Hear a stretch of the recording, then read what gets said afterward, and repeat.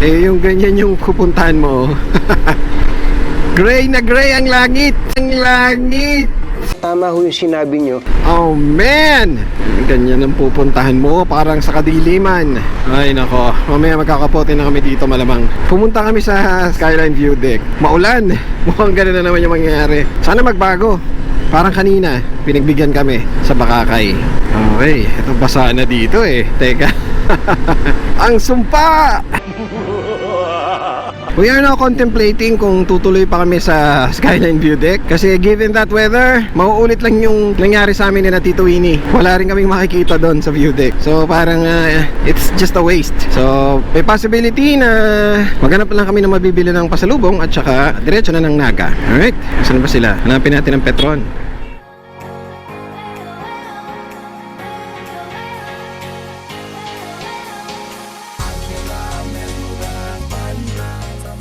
Okay.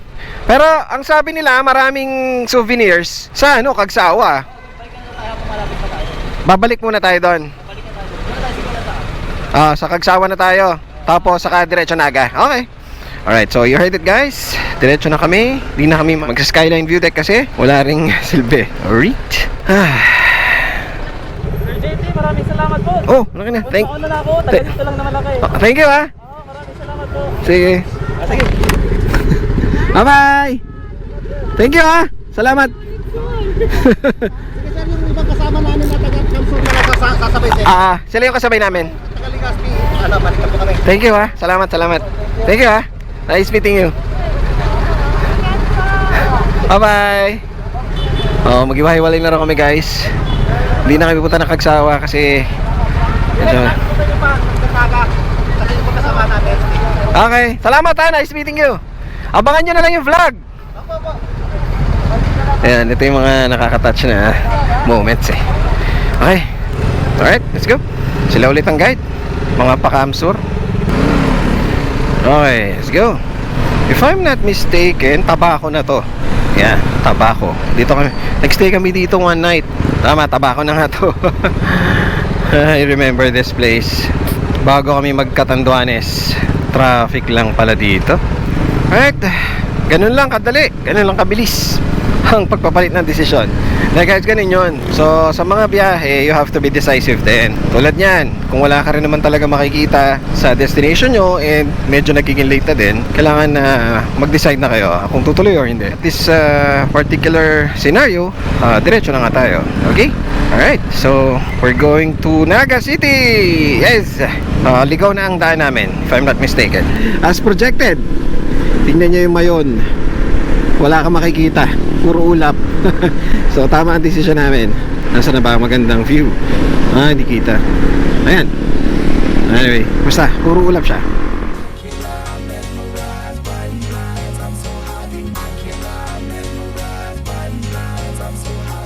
Kakalampas lang namin sa papuntang view deck. Ayun si Mayon, no? Mas kita dito. Yan. Ayun, no? Ayan, wala kayong makikita doon. So, i-timing nyo na ang pagpunta doon. Huwag na kayo magpahapon, guys. Kasi parang mas mataas ang chance ng ulan. Dapat doon mga tanghali talaga nandun na kayo. Or maganda siguro before lunch.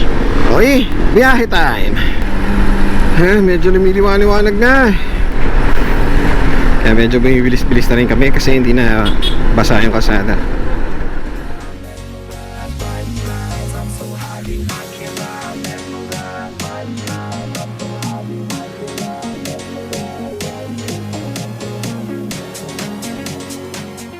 Yay! Sa wakas, main road na ulit tayo. This is Ligao. So turn right, papuntang Naga. Let's go!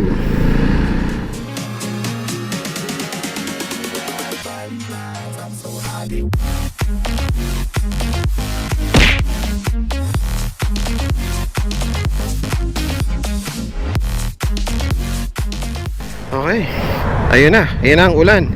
So kapote na kami ngayon. Ayan. Okay guys, pag medyo malakas-lakas ang ulan, wala muna tayong vlog. Kita-kit sa Naga City.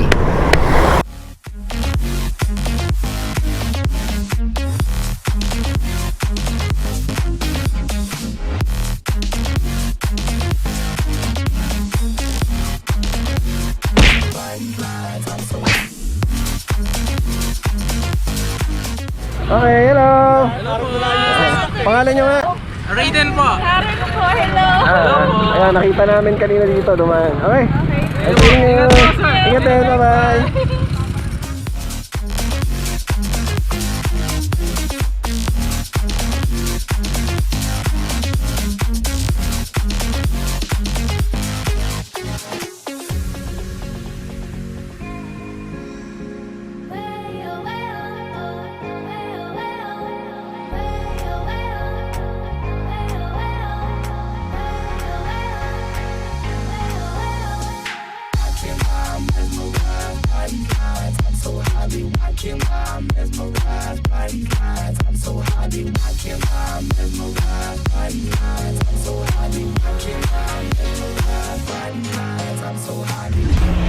Okay, so punta tayo sa hotel.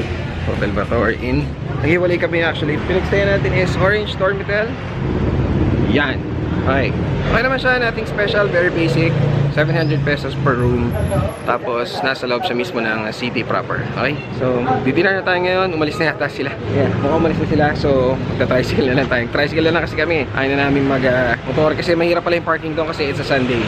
Alright? So, yeah. Tara, punta na tayo sa Red Platter. And we're here. Red Platter. Ando na sila, tara. Pasok tayo sa loob.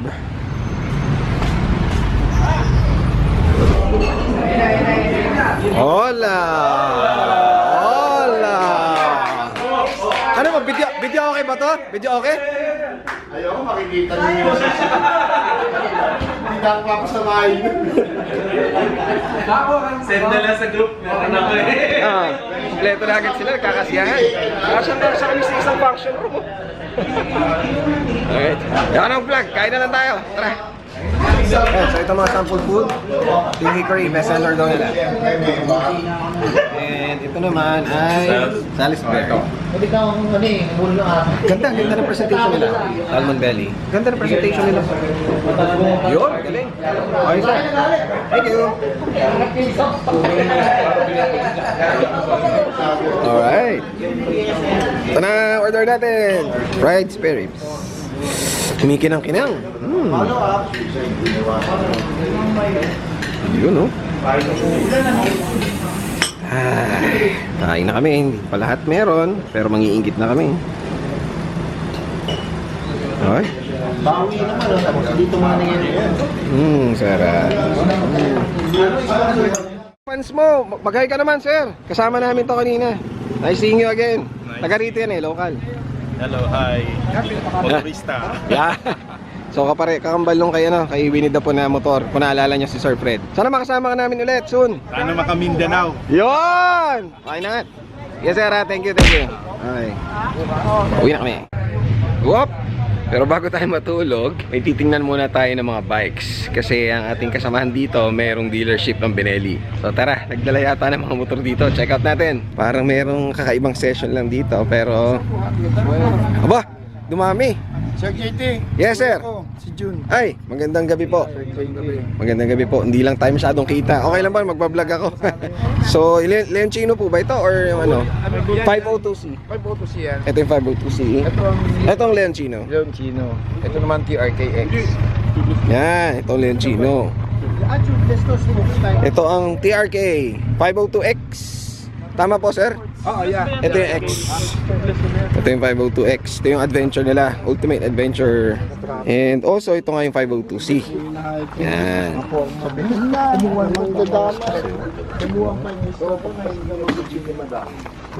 Sino ba tong may napakahilig nitong mag-test drive? Kukuha na nga daw ito kami. Sabay-sabay. Parang no? Ducati Chapel, ha? Oo. Price list. Ito, marami na daw. Actually, nabisita ko ito nung Ilocos Invitational. Ito nga pala ayan, si brother Junior. Sir, itong para lang may idea sila. Kasi nandito tayo sa Naga ngayon. Ang dealership ng natin ay sa Pili ba? Pili. Sa Pili. Sir, saan doon banda? Para may idea lang sila. Yung mga nating Labas lang natin kanina doon sa diversion road ng Pili. Mga 2 kilometers lang ada. Wala. Wala.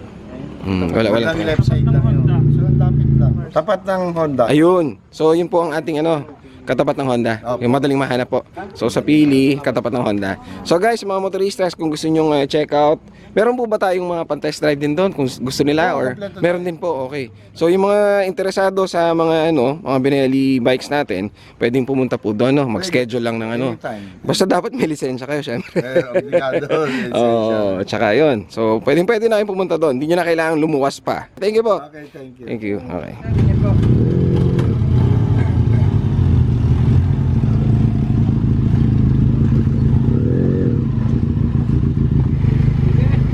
Yes, sir.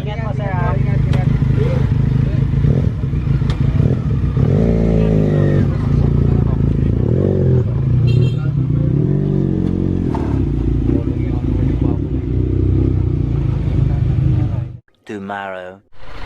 Good morning! Good morning, motoristas!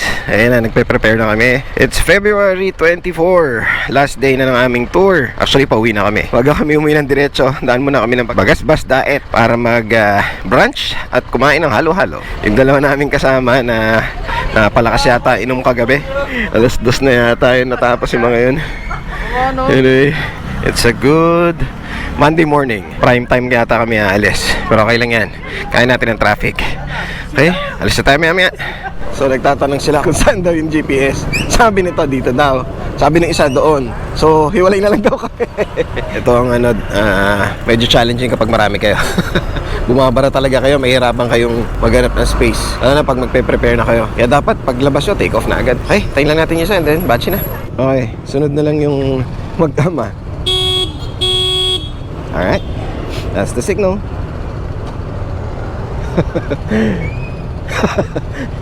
Lakas ang topak eh.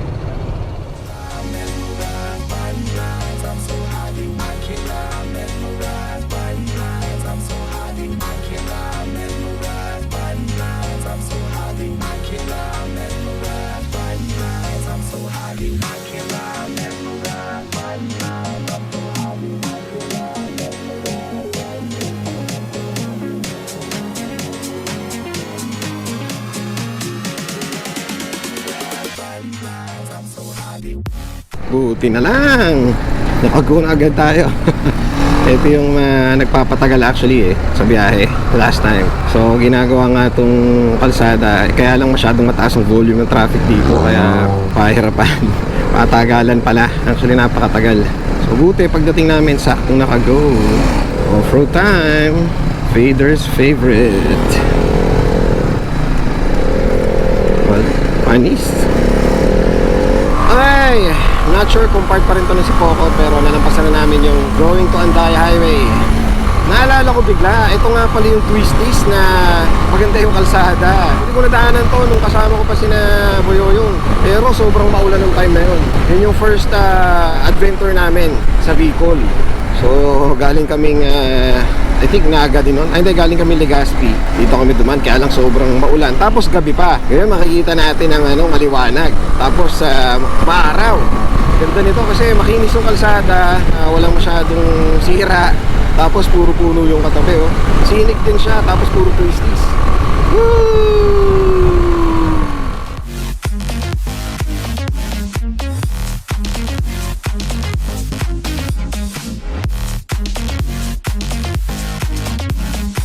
Okay, feedback sa gas consumption. Gas consumption ko kanina nag-average ng hindi ko binase dito, kinumpute ko siya manually based sa full tank. I try to be as precise as possible. Kapareho ng level ng full tank. Anyway, naglumabas kanina 25 kilometers per liter. Tapos before that 27. So mga ganun din. Siguro mas matipid ng kaunti kay Coop. So mga ganun yung gas consumption niya. Not bad. Lalo na komportable tayo. Ito na ang whiskies. Ingat kayo nga lang dito. Ang alam ko maraming aso dito if I'm not mistaken. Tapos may mga bus pa. Let's enjoy this.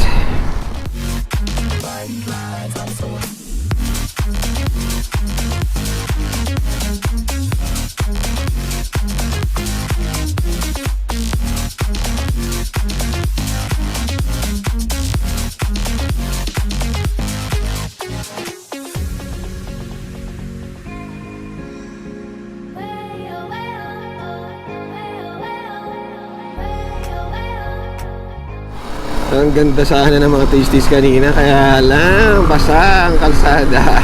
Ito medyo tuyo na to. Yung kanina basang-basa talaga, makintab. Di ba natin ganong ka gamay ang gulong ni Vader. So lalay tayo. Pero so far so good. Ano, yung napakaganda ng hindi napakadaling laruin. So, feedback na rin, no, as we go along. Bigyan na ako ng feedback kay Vader. Gulong niya, makapit naman. Wala pa naman akong instance na parang dumulas. Kahit medyo aggressive yung pag-corner ko.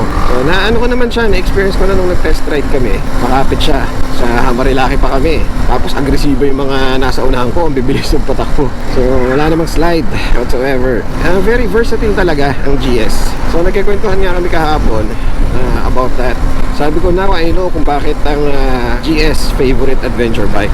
Siyempre yung panganay, yung eldest, si GS, ngayon GSA 1250. So kaya pala siya paboritong paborito kasi yun nga, sabi nga ni Boyoyo, brown belt siya sa lahat. Hindi siya perfect for a certain type of ride, halimbawa off-roading, so meron pa rin siyang limitations doon, pero it fares really well. Kumbaga maganda siyang gamitin pa rin doon, pero hindi pa rin siya yung perfect bike for that, kasi meron nga tayong mga enduro talaga, di ba?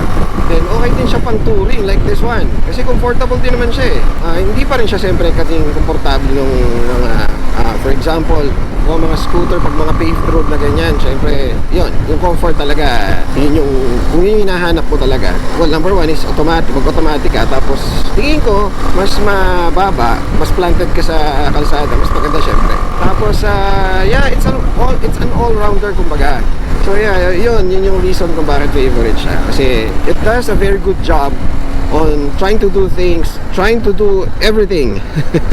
Pero again, merong hindi pa rin siya yung perfect bike for everything, pero it does really well. Alright, so yeah, I'm loving this bike.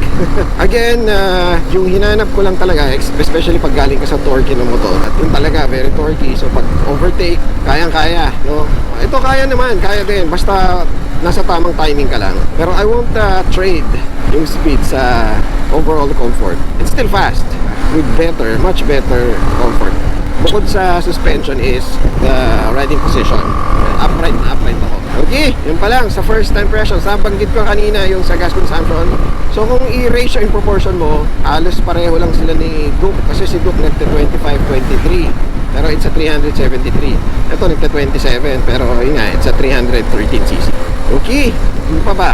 Wind protection. So syempre, napakaikli na windshield natin, so you won't expect much wind protection from that. Ayoko rin na tagyan din, ayoko ng taasan, kasi number one, first and foremost, magkakaroon ng mabablock ng konti yung kahit transparent pa yan, nakaka-distract pa rin yan, para kung may papakita tayong view, mas kumaga sa kalsada, medyo distraction pa rin siya, yun nga, kahit transparent. Yun ang number one reason kung ba't di ko na siguro extend to. Number two is, kapag naglagay ka kasi ng mga hanggan dito, for example, normally, kumbaga kung maglalagay ka, taasan mo na talaga para doon pinakatuktok na helmet na tama yung air. Kasi pag medyo dito lang, eye level, yung lahat ng hangin na papasok sa harap mo, ma-filter sa may forehead, kumbaga doon sa may helmet, sa taas ng helmet. Meron tayong peak, so baka nakatingala tayo the whole time. Anyway, yun yung reason kung ba't baka hindi na ako mag-higher windshield. Okay, alright na ulit tayo.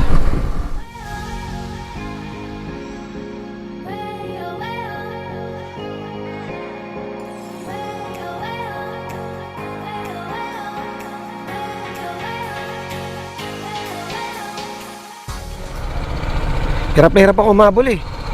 Hirap na hirap ako umabol sa inyo. Buti umabot ako. Pa kayo, mga big bikers, sabi niya pag hindi kaya, pag-alang ko. Hindi nga. Seryoso ako, pare. Nahiya ako sa inyo eh. Oo nga, hindi ko nga alam kung makakaabot. Nga tayo ng dalawa. Alright. So pagkatapos mag-picture-picture dito sa Arco, diretso na tayo sa destination natin, sa ating favorite na stop, sa Bagasbas, dito sa Daet, Bagasbas Lighthouse. Tayo sa Catherine's para matikman nila ang halo-halo. And ay ate, Diyos ko po ate, pinatigil nyo na rin lang ako. Kamot sa ulo, kamot sa balakubak.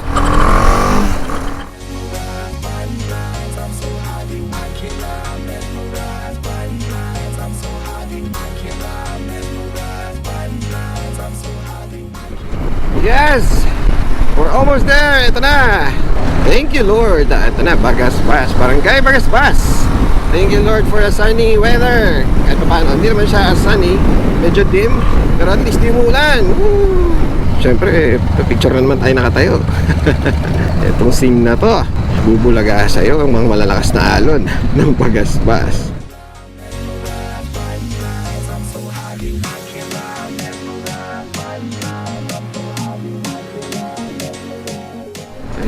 Breakfast time or brunch na kasi it's 10 a.m.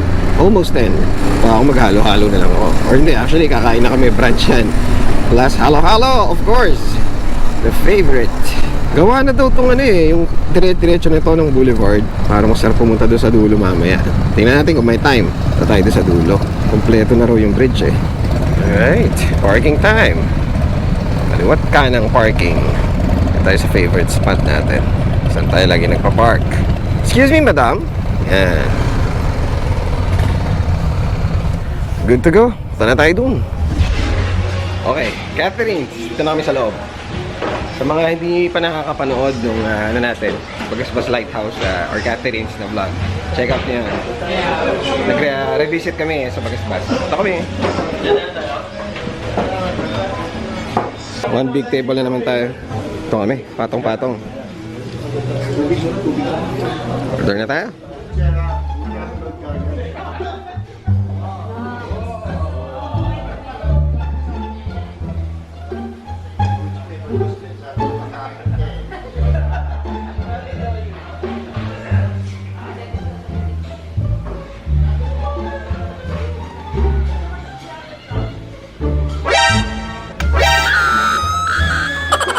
Yung chicken barbecue po. Oh. Uy. Buffalo wings. Yes, yun na. Kangkong.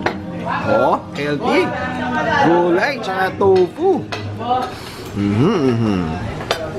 Oh, galit-galit mo na.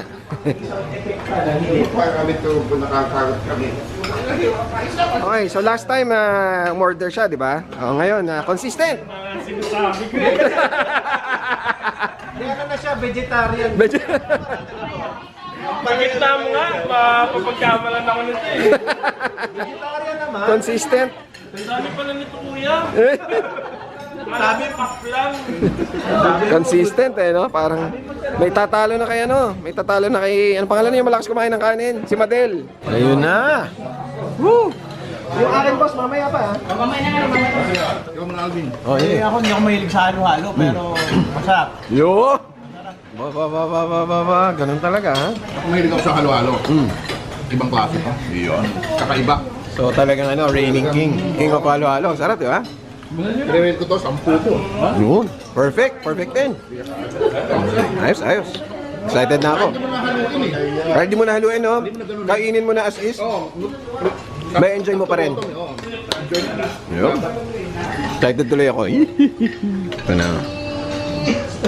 Finally, maglalawayin ko lang kayo. Ito pa lang kasi mismo malasa na. Ito. Yan. Oh. Ito pa lang, solve ka na eh. Actually, pwede mo siyang kainin ng ganyan na lang. Haluin. Mag-enjoy ka pa rin. Malaway na lang kayo.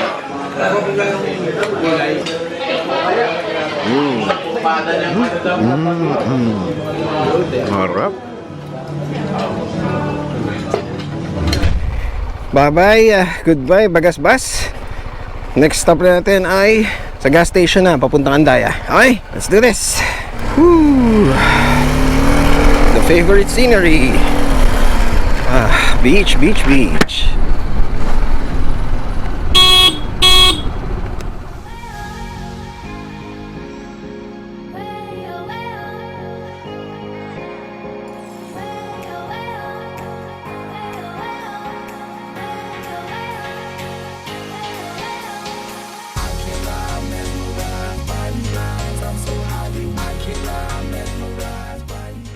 Oh, motorista. Hello. Basta. Okay. Thank you. Ingat.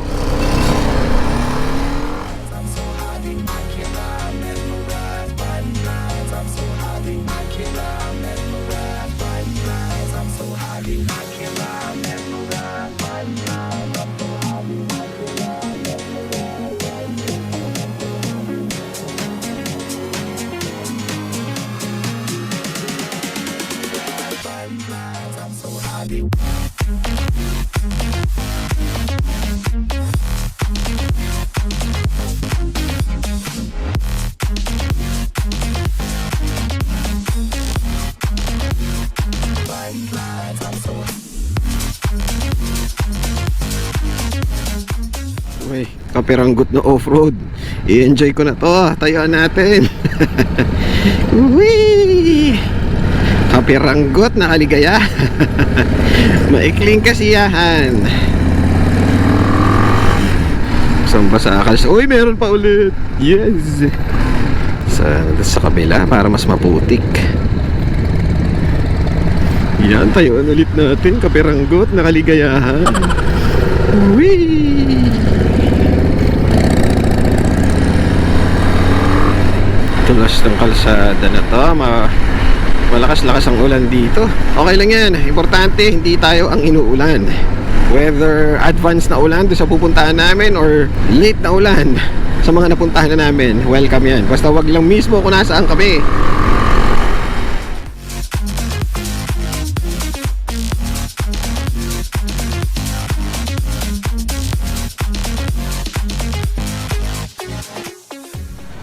Short stop over dito sa Shell kung saan kami lagi tumitigil. 179.5 kilometers na natatakbo, 4 bars remaining. Sagarin natin, tingnan natin after 30 kilometers pa naman saka tayo papagas. Tingnan natin kung ilan matitira. Okay? Please, wag mo kami yung ulan na yun, please.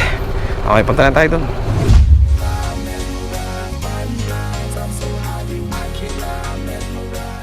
Tumigil tayo kasi umulan, kakapote tayo. Tapos natin maglagay ng kapote, uminit. Yan, nahuli na tayo.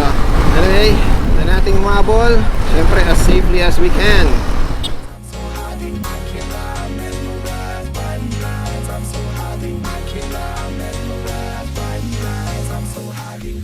Okay, so nagpagas nga kami dito sa Petron Calawag. Biglang mayroon ding nakasabay, motoristas. Kumusta? Ang pangalan mo? Arman, sir. Arman. And Joshua po. Joshua. Okay, nice meeting you. Sige, okay. Sir, ingat po. Gas up. Ay, tingnan pala natin. Okay, so 215, may 3 bars pa. So kita nyo, 215 may 3 bars pa. So baka mga ano to, 240, baka mga 250, 260.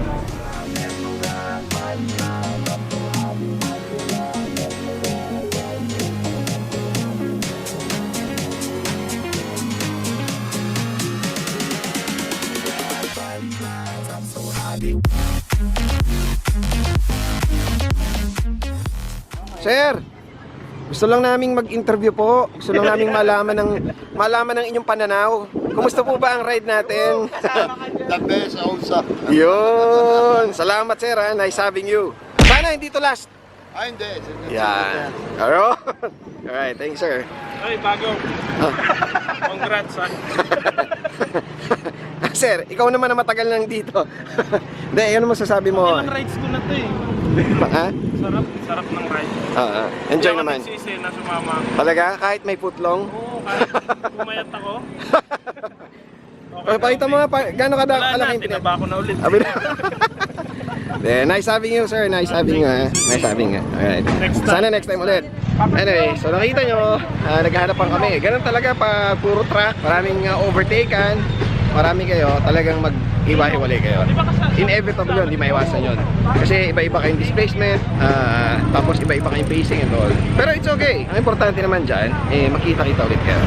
Anyway, interview muna natin itong mga bagong sama sa atin. Nakasama na natin itong mga to sa mga quickie ride and all. Kumusta ba ang first long ride sa motor? Sabi ko lang, sir, maraming munang salamat sa tour with Sir JT, sa binigay niyo sa amin na makasama, experience, para makabiyahe. Of course. Eagle, first time ko sumama sa motor, pero grabe naman yung binigay nila sa amin na camaraderie. Yan hindi ko makakalimutan. Saka yung experience sa pagkain. Yan hindi ko talaga Pagkain talaga, syempre. Okay, alright. Nice having you, Brother Jerome, ha? Thanks, brother. Tsaka si Madam, si Ma'am Odette. Ma'am Odette, kumusta yung experience being a back ride sa motor ride natin? Masaya, sir. Masaya? Kasi parang banding na rin namin ni husband. And thank you nga pala, sir. Best gift ito sa amin. Oo nga, Kasama mo kami happy sa birthday ulit, ha? Happy birthday ulit. ride. Oo ba? Alright. So sana hindi ito ang last. Thank you. Thank you, sir. Thank you. Alright. Pinoy Ninja in the house. So, first time niya nakasama sa atin, pero matagal na niyang ini-edit ang mga videos natin. So, anong feeling? Kumusta naman yung experience? Nung ini-edit mo lang sila, nakita mo yung mga pagmumukha nila, pero ngayon na-meet mo na sila in person. Firstly, sobrang sarap panalo sa mama. masaya kasama sila. Now, I have a grasp of what I mean. Hindi na ako nangangapa sa storya o sa timeline na binibigay sa akin. Whether kasama ako o hindi, at least this time, mas mafe-feel ko na kung ano yung ginagawa. Welcome to Motor. Alright, till next time. Okay. Sa bandang Pagbilao, Quezon kami maghihiwa-hiwalay dahil sa backdoor ang daan ng iba sa amin. Here's the summary of expenses for our short 3-day revisit.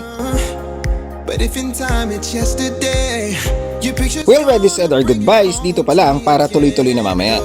is waiting up. Kahit 3 araw lang ang ride, pakiramdam namin ay parang 1 linggo na kami magkakasama.